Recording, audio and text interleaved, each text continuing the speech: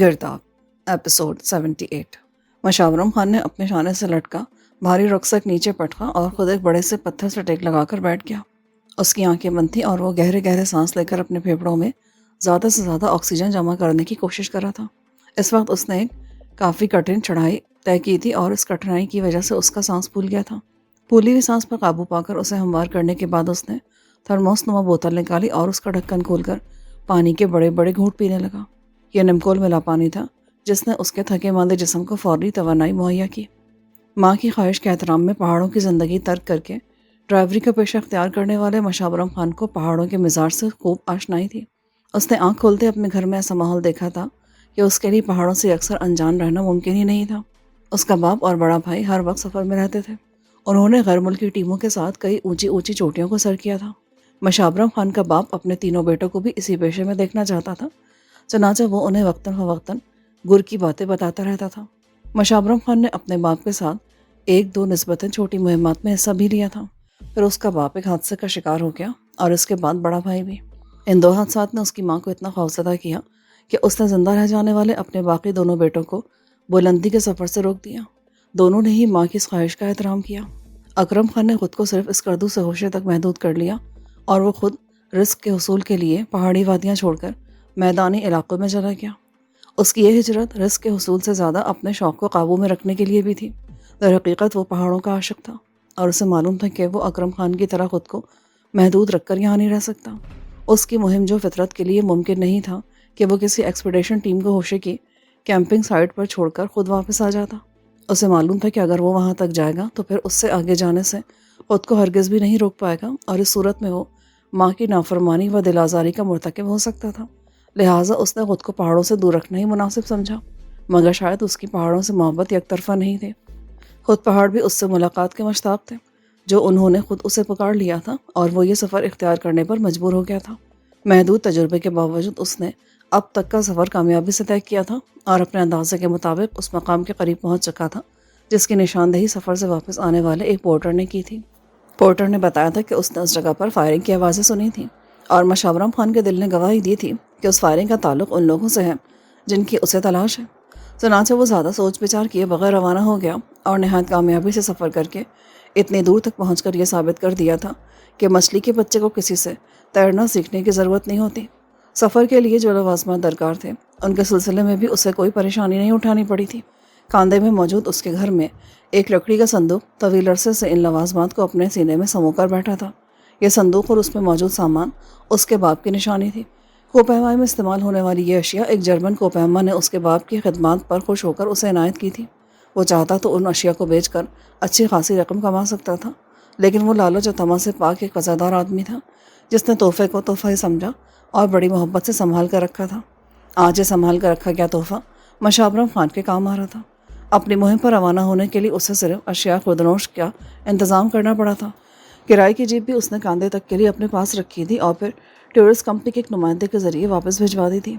آگے کا سفر اس نے کاندھے سے ہوشے تک کا دن میں کئی بار پھیرا لگانے والی جیپوں میں سے ایک پر کیا اور اس سے آگے تو پھر ہر ایک کو ہی پیدل مسافت طے کرنی پڑتی ہے۔ بڑی بڑی عالیشان گاڑیوں میں سفر کرنے والے بھی پہاڑوں کے سامنے سرنگوں ہو کر پیدل سفر کرنے پر مجبور ہو جاتے ہیں، اور یہ مجبوری ایسی ہوتی جسے بندہ اپنے شوق اور خواہش سے اپناتا ہے۔ مشاورم خان کا معاملہ ذرا مختلف تھا۔ پہاڑوں کو سر کرنے کا شوق اور خواہش تو وہ بھی اپنے دل میں رکھتا تھا، لیکن موجودہ سفر اس نے کسی خواہش اور شوق کی تکمیل کے لیے نہیں بلکہ مقصد کے تحت اختیار کیا تھا۔ اپنے مقصد میں کامیابی کی بظاہر اسے کوئی امید نہیں تھی۔ اس سفر کو اختیار کر کے اس نے ایک طرح سے بلائنڈ چال چلی تھی، لیکن بس یہ اس کے اندر کی آواز تھی جسے سن کر وہ چل پڑا اور اب انسانی آبادی سے بہت دور اس ویران برف سار میں موجود تھا۔ وہ جس جگہ بیٹھا تھا وہاں سے اسے اونچے اونچے برف پوش پہاڑوں اور بڑے بڑے پتھروں کے سوا کچھ نظر نہیں آ رہا تھا۔ اس پورے علاقے میں اس کے سوا کوئی دوسرا متنفس موجود نہیں تھا، اور یہ تنہائی اسے سوچنے پر مجبور کر رہی تھی کہ اگر وہ اس ویرانے میں کہیں مر جائے تو کسی کو خبر بھی نہ ہوگی کہ وہ کس انجام سے دوچار ہوا ہے۔ اس کی جان پہچان والے اسے ہمیشہ ایک گمشدہ شخص ہی سمجھیں گے، خاص طور پر شہریار کو اس کی گمشدگی پر ضرور ہی تشویش ہوگی۔ اس نے مشاورم خان پر اعتماد کرتے ہوئے اسے چند ذمہ داریاں سونپی تھیں۔ وہ خلوص دل سے اس کے لیے کام بھی کرتا رہا تھا، لیکن اپنی جذباتیت کی وجہ سے یہ غلطی کر بیٹھا تھا کہ سفر پر روانہ ہونے سے پہلے شہریار کو اطلاع نہیں دی تھی۔ اس کا اچانک غیاب یقیناً شہریار کے لیے پریشانی کا باعث بنا ہوگا، لیکن مجبوری یہ تھی کہ اب کچھ بھی نہیں ہو سکتا تھا۔ قسمت اسے کہاں لے جانے والی تھی وہ نہیں جانتا تھا، لیکن اسی پر بھروسہ کر کے کچھ دیر سستانے اور سانس ہموار کرنے کے بعد اپنی جگہ سے اٹھا اور ایک بار پھر اپنے بیگ کو شانے سے لٹکا کر چلنے کے لیے تیار ہو گیا۔ ابھی وہ چند قدم ہی چلا تھا کہ اس کی نظر کافی فاصلے پر موجود کسی سیاہ شے پر پڑی۔ دور سے دیکھنے پر وہ سفید برف پر موجود کوئی سیاہ دھبا محسوس ہوا تھا اور اتنا نمایاں تھا کہ اس کی طرف متوجہ ہونا لازمی تھا۔ وہ تیز تیز قدموں سے چلتا اس دھبے کی طرف بڑھنا شروع ہو گیا۔ جیسے جیسے فاصلہ سمٹتا جا رہا تھا منظر زیادہ واضح ہوتا جا رہا تھا۔ یوں لگ رہا تھا جیسے وہ کوئی بہت بڑا سیاہ پتھر ہے جسے برف نے ڈھانپ لیا ہے اور اس کا صرف ایک حصہ برف کے لباس سے باہر نکل کر جھانک رہا ہے۔ مشابرم خان شاید اسے کوئی پتھر سمجھ کر نظر انداز کر دیتا، لیکن اس علاقے میں سفر کرتے ہوئے اس نے اب تک ایک بھی اس نوعیت کا پتھر نہیں دیکھا تھا۔ چنانچہ تجسس کی انگلی تھامے وہ اس برف کے ڈھیر کے پاس پہنچ گیا اور ہاتھ بڑھا کر اس سیاہ حصے کو انگلیوں کی مدد سے چھوا۔ فوری طور پر اس کے جسم میں سنسنی کی لہر سی دوڑ گئی۔ اس کا اندازہ بالکل درست تھا۔ دور سے پتھر دکھائی دینے والا وہ ڈھیر واقعی پتھر نہیں تھا، بلکہ کسی جانور کا مردہ جسم تھا جس کی کھال سردی سے سخت ضرور ہو گئی تھی، لیکن بہرحال یہ اندازہ لگایا جا سکتا تھا کہ وہ کوئی پتھر نہیں ہے۔ اپنے تجربے کی بنیاد پر مشاورم خان یہ قیاس کر سکتا تھا کہ اس جثے کا جانور یاک کے سوا اور کوئی نہیں ہو سکتا۔ اپنے اندازے کی درستگی کو جانچنے کے لیے اس نے بغور اس ڈھیر کا جائزہ لیا اور پھر اپنے سامان میں سے ایک کھرپی نکال کر احتیاط سے برف کو ہٹانے لگا۔ برف کی وہ تہ بہت پرانی نہیں تھی، اس لیے بہت زیادہ محنت نہیں کرنی پڑی۔ بالآخر 5-6 منٹ کی کوشش کے بعد وہ اپنے مقصد میں کامیاب ہو گیا۔ اس کا اندازہ بالکل درست تھا۔ برف کی تہ میں سے جو چہرہ باہر نکلا تھا وہ 100% ایک یاک کا تھا، جس کی موت کی وجہ کا تعین کرنے میں اسے بالکل بھی دقت پیش نہیں آئی۔ یاک کی کھوپڑی میں موجود سوراخ گولی کا تھا جو بے حد نمایاں تھا۔ مشابرم خان نے گہری سانس لے کر سیدھا کھڑا ہو گیا۔ قسمت نے اب تک اس کا خوب ساتھ نبھایا تھا۔ گولی سے ہلاک شدہ اس مردہ یاک کا جسم گواہی دے رہا تھا کہ وہ اس جگہ پر پہنچ گیا ہے جس کی اسے تلاش تھی۔ یاک کی کھوپڑی میں موجود سوراخ کا قطر ظاہر کر رہا تھا کہ اس کی موت کا سبب بننے والی گولی کسی رائفل سے نکلی تھی۔ اسے یقین تھا کہ اس مقام پر رائفل کا استعمال کرنے والے لوگ وہی ہو سکتے ہیں جنہوں نے اکرم خان کو ہلاک کیا تھا اور مہمانوں کو اغوا کر کے ان پہاڑوں میں کہیں روپوش ہو گئے تھے۔ اس کا دل زور زور سے دھڑکنے لگا، لیکن فی الحال اسے وہاں کسی انسان کا نام و نشان نظر نہیں آ رہا تھا۔ ایک امکان یہ بھی تھا کہ فائرنگ کا واقعہ ان کے ٹھکانے سے دور پیش آیا ہو اور وہ یہاں سے کہیں دور موجود ہو۔ حقیقت جو بھی تھی اب تک پردے میں ہی تھی، اور وہ جس طرح قسمت اور اپنی لگن پر بھروسہ کر کے یہاں تک آیا تھا اسی طرح آگے کا سفر بھی جاری رکھنا چاہتا تھا، لیکن اب وہ محتاط ہو گیا تھا اور پہلے کی طرح بے خطر سفر کرنے کی بجائے خود کو چٹانوں اور پتھروں کی آڑ میں چھپا کر سفر کرنے کی کوشش کر رہا تھا۔ اس نے اپنے وجدان کے سہارے خود ہی ایک سمت کا تعین کر لیا اور اس سمت میں بڑھتا چلا گیا۔ سفر کا یہ پر امید مرحلہ شروع ہوئے ابھی مشکل سے آدھا گھنٹہ ہی گزرا تھا کہ اس نے زمین میں دھمک سی محسوس کی۔ اس دھمک کو سن کر وہ اپنی جگہ ساکت ہو گیا اور اپنے اطراف کا چونکندہ نظروں سے جائزہ لینے لگا۔ جلدی اس کے سامنے سنائی دینے والی دھمک کی وجہ آ گئی۔ وہ ایک قوی الجثہ یاک تھا جو اس کی نظروں کے سامنے سے بڑی شان سے گزرتا ہوا اسی سمت جا رہا تھا جس سمت وہ خود بھی سفر کر رہا تھا۔ یاک کی پشت پر اسلحہ بردار 2 آدمی سوار تھے۔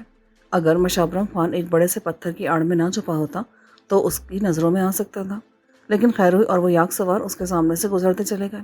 وہ آگے نکلے تو مشابرم خان بھی اپنے اتھل پتھل ہوتی دھڑکنوں کو سنبھالتا ہوا ان کے پیچھے لپکا۔ وہ جس اندھے راستے پر چل رہا تھا اس پر ان یاک سواروں کا نظر آ جانا کسی غیر متوقع مشعل کے جل اٹھنے کے برابر تھا۔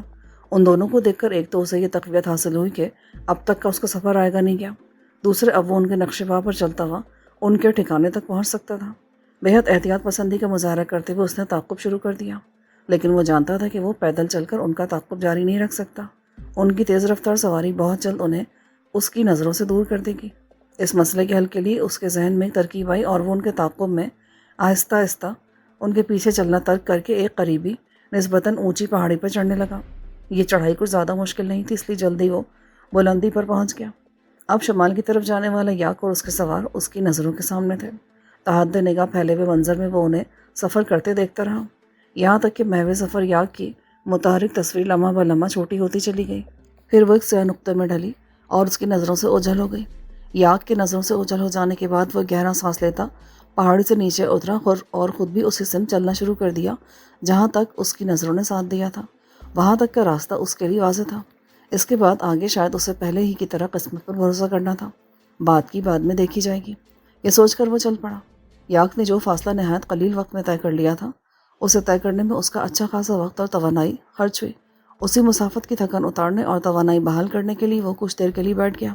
ذرا سا سستا لینے اور پانی کے گھونٹ حلق میں انڈیل لینے کے بعد اس نے ارد گرد کا جائزہ لینا شروع کیا تاکہ آگے کے سفر کے لیے سمت کا تعین کر سکے۔ اس جائزے نے اسے یکدم ہی اپنی خوش قسمتی کا احساس دلایا۔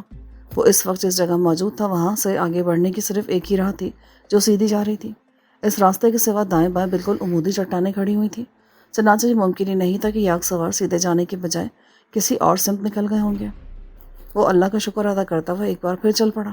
اس بار مسافت خاصی مختصر ثابت ہوئی، لیکن اس مسافت کے اختتام پر سامنے آ جانے والی پہاڑیاں اس کی خوش قسمتی کے لیے تازیانہ ثابت ہوئیں۔ ان پہاڑیوں کی نوعیت و ساخت کچھ اس طرح کی تھی کہ انہیں عبور کرنے کا کوئی راستہ نظر نہیں آ رہا تھا، لیکن عقل یہ بھی کہتی تھی کہ یاغ اور اس کے دونوں سوار اسی طرف آئے تھے۔ اگر وہ یہاں آئے تھے اور آگے کا سفر کیا تھا تو یہ بات یقینی تھی کہ انہوں نے کسی طرح ان پہاڑوں کو عبور کیا تھا۔ اسے وہ مقام کھوجنا تھا جہاں سے دوسری طرف پہنچا جا سکتا تھا۔ اس تجسس اور کھوج میں وہ اس طرح مگن ہوا کہ ساری احتیاط بھول کر ارد گرد کے ماحول سے غافل ہو گیا۔ اس کی غفلت نے رنگ دکھایا اور اسے علم ہی نہ ہو سکا کہ کب وہ 3 عدد بندوق بردار اچانک اس کے سر پر آ کے سوار ہو گئے۔ وہ تو ان کی طرف اس وقت متوجہ ہوا جب ایک بندوق کی نال اس کی کن پٹی سے آ کر لگی اور اسے غراتی آواز میں دونوں ہاتھ سر سے اوپر اٹھا لینے کا حکم ملا۔ کیا حال ہے چودھری صاحب؟ آپ تو ایسے واپس گئے کہ پلٹ کر ہمیں پوچھا ہی نہیں۔ لنڈا بھی شکایت کر رہی تھی کہ چودھری صاحب نے ایک فون کال تک نہیں کی، وہاں جا کر ہمیں بھول گئے۔ چودھری نے نیو یارک سے آنے والی ڈیوڈ کی کال ریسیو کی تو اس نے چودھری کے ہیلو کہتے شکوے شروع کر دیے۔ ایسی کوئی بات نہیں مسٹر ڈیوڈ، آپ لوگ مجھے بڑی اچھی طرح یاد ہیں۔ بس میں واپس آتے کچھ ایسے مسئلوں میں الجھ گیا کہ آپ دونوں کو کال کرنے کا وقت ہی نہیں نکال سکا۔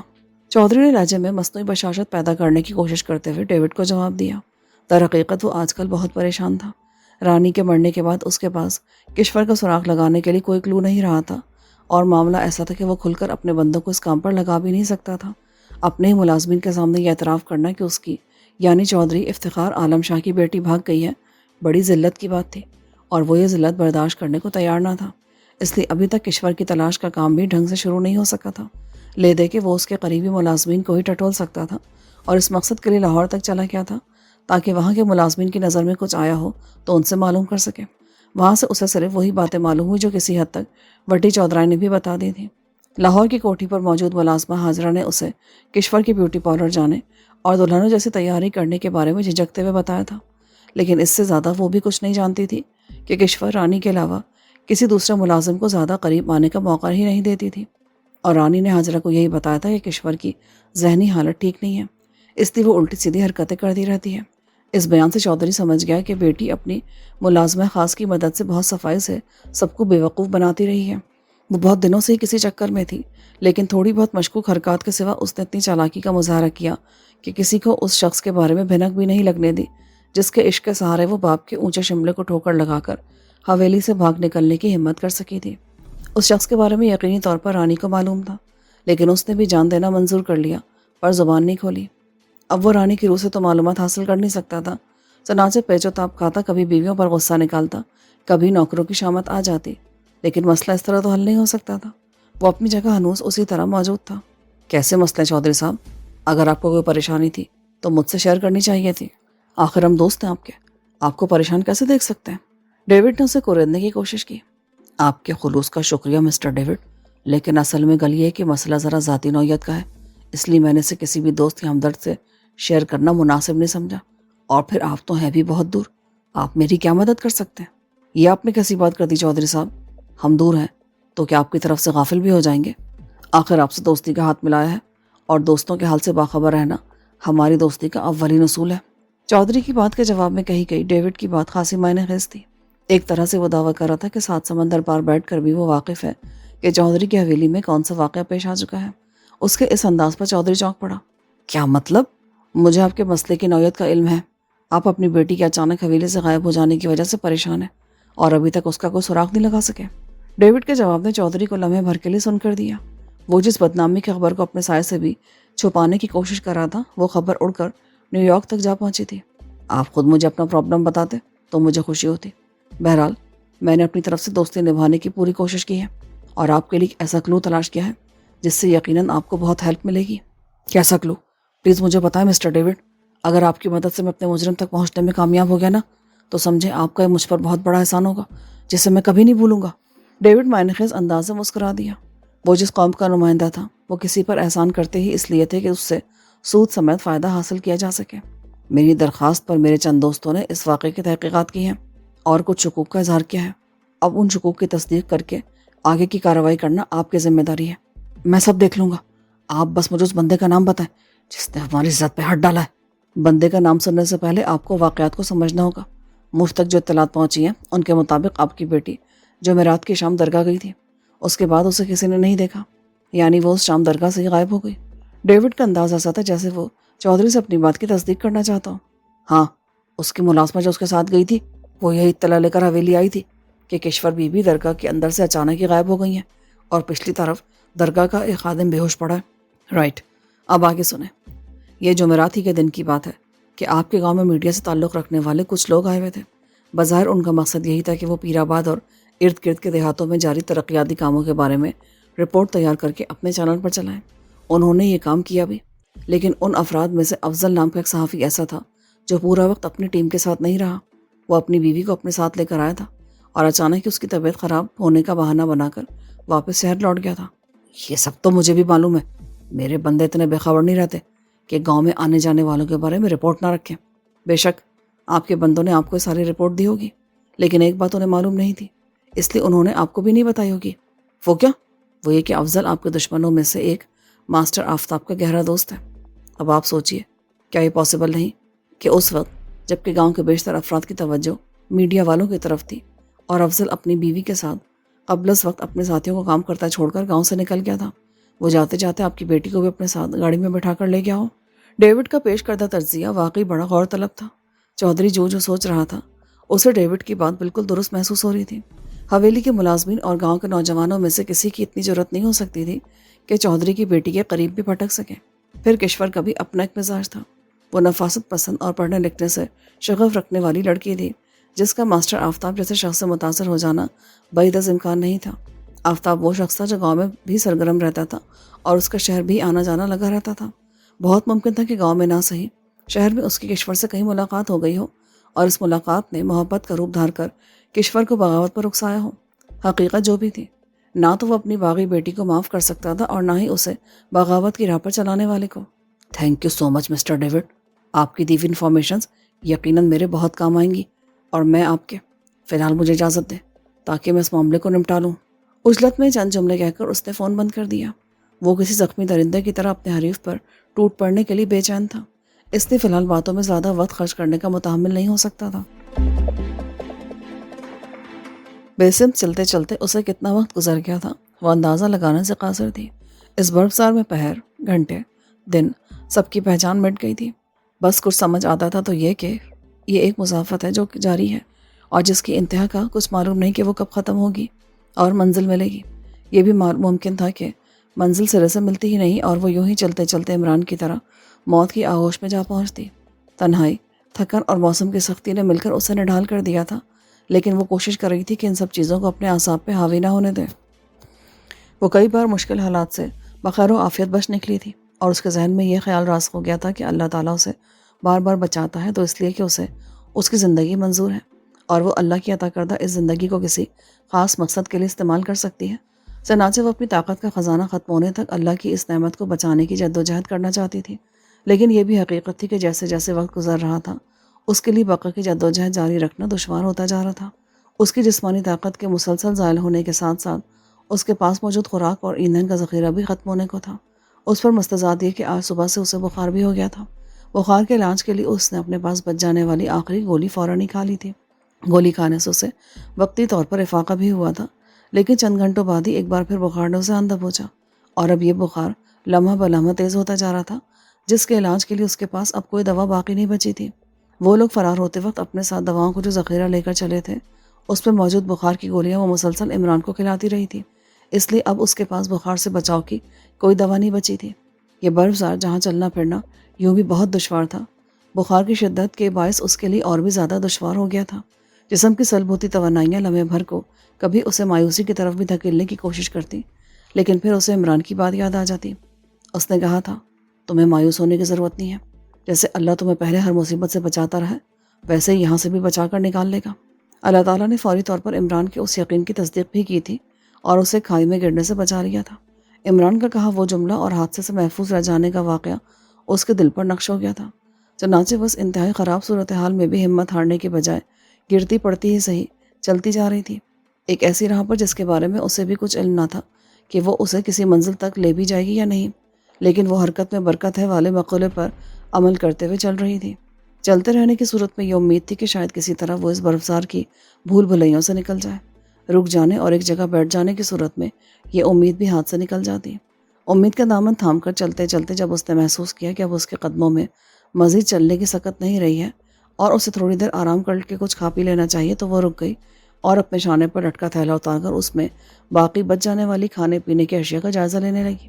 اس کے پاس موجود خوراک کے ذخیرے میں خشک ڈبل روٹی کے پیسز، بسکٹوں کا ایک ڈبہ، تلی ہوئی مونگ پھلی کا آدھا پیکٹ اور تھوڑی سی کافی بچی تھی۔ اختتام کے بالکل قریب پہنچ جانے والی یہ خوراک کی مقدار ایک بار پھر خوف کا دیو بن کر اس کے دل کو مسلنے اور ڈرانے لگی، لیکن پھر اس نے اللہ پر بھروسہ کرتے ہوئے سر جھٹکا اور کافی بنانے کے خیال سے برتن میں تھوڑی سی برف ڈال کر اسے پگھلانے کے لیے اسٹوو پر رکھا۔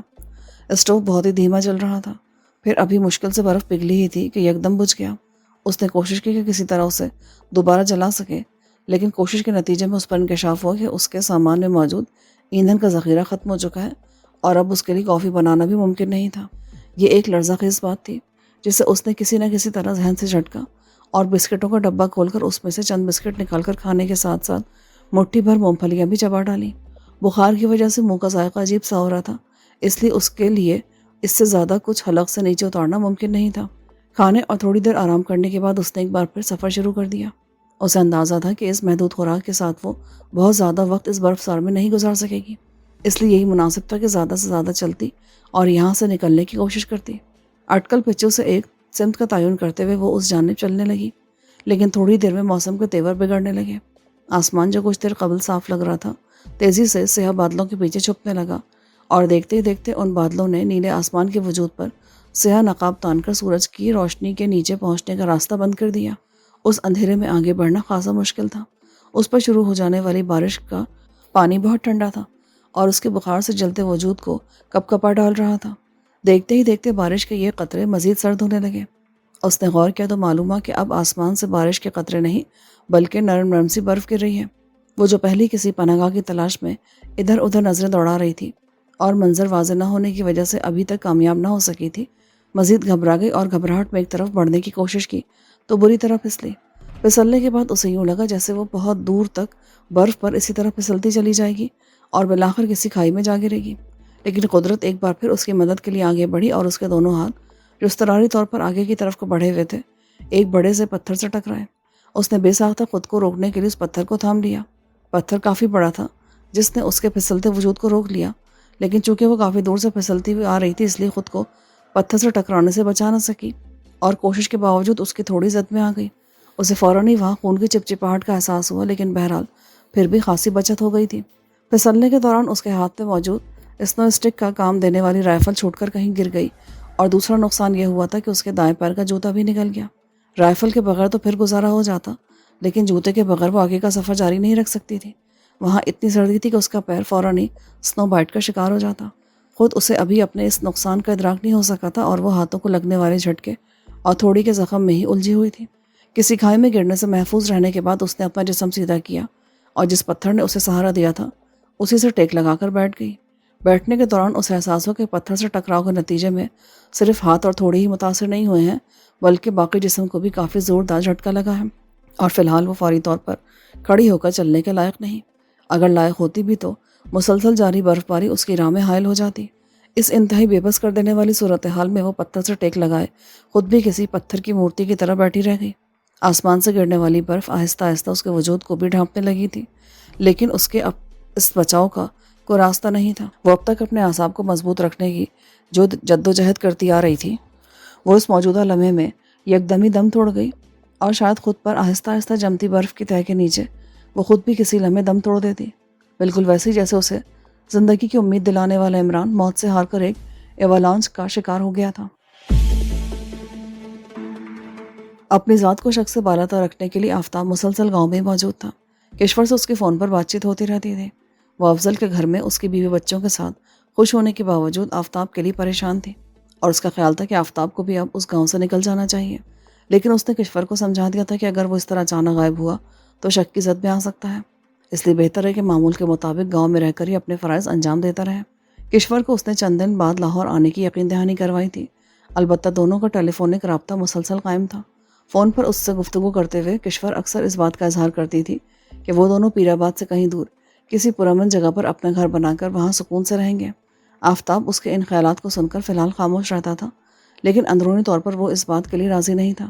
وہ پیر آباد میں ایک مشن کے تحت کام کر رہا تھا۔ اس کی مستقل مزاجی اور استقامت کے باعث اب کہیں جا کر وہ وقت آیا تھا کہ اسکول باقاعدہ اور منظم طریقے سے کام کرنے لگا تھا۔ ایسی صورت میں وہ یہاں سے چلا جاتا تو ساری محنت ضائع ہونے کا خطرہ تھا۔ اس کے بعد جانے دوسرے لوگ بھی اتنی جرأت کر پاتے یا نہیں کہ چودھری کی مخالفت کے باوجود کام کرتے رہتے، لیکن دوسری جانب وہ کشور کو بھی اتنا عرصہ آخر افضل کے گھر کیسے چھوڑ سکتا تھا؟ اس نے آفتاب کی رفاقت کے لیے حویلی چھوڑنے کا پرخطر فیصلہ کیا تھا، اور اسے یہ رفاقت میسر نہ آتی تو وہ یقیناً مایوس ہوتی۔ آفتاب بڑی الجھن میں تھا، ایک طرف اس کا مشن تھا تو دوسری طرف وہ لڑکی جس کی تند و تیز محبت نے اس کی ایک مخصوص دائرے میں گھومتی زندگی میں ہلچل سی مچا کے رکھ دی تھی۔ عشق کا جادو کچھ اس طرح سر پر چڑھ کر بولا تھا کہ وہ سب کچھ جانتے بوجھتے ایسے خطرے کو مول لیتا چلا گیا تھا جس کے بارے میں عام حالات میں اس جیسے آدمی سے توقع بھی نہیں کی جا سکتی تھی۔ وہ اکثر خود حیران رہ جاتا تھا کہ یہ سب کچھ کیسے اور کیوں کر ہو گیا۔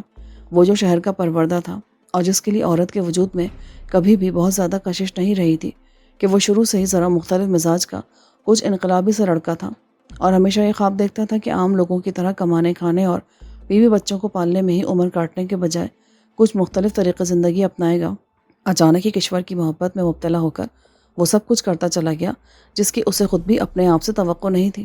لیکن اب جب کہ یہ سب کچھ ہو چکا تھا تو اسے اپنی ذمہ داریوں کو نبھانا بھی تھا۔ ذمہ داری کے احساس نے اسے کشور کو فوری طور پر حویلی سے نکال کر شہر پہنچانے پر مجبور کیا تھا۔ اسے معلوم تھا کہ اگر حویلی میں کسی کو بھنک بھی پڑ گئی کہ کشور ماں بننے والی ہے تو اس کی زندگی ختم کر دی جائے گی۔ کشور کی زندگی محفوظ رکھنے کے خیال نے اسے اپنے سارے منصوبوں سے صرف نظر کر کے خطرہ مول لینے پر مجبور کر دیا تھا، لیکن فی الحال وہ گاؤں چھوڑ کر جانے کا ارادہ نہیں رکھتا تھا۔ وہ یہاں رہ کر حالات کا جائزہ لے رہا تھا۔ اگر حالات موافق رہتے تو وہ یہاں سے جانے کے بجائے کشور کو کسی قریبی شہر میں منتقل کر دیتا اور وقتاً فوقتاً اس سے ملنے کے لیے جاتا رہتا۔ اپنے اس خیال کا اس نے کشور کے سامنے اظہار نہیں کیا تھا۔ وہ حالات کا جائزہ لے رہا تھا اور چودھری کے امریکہ سے واپس لوٹ آنے کے سوا اسے کوئی بہت بڑی تبدیلی نظر نہیں آئی تھی۔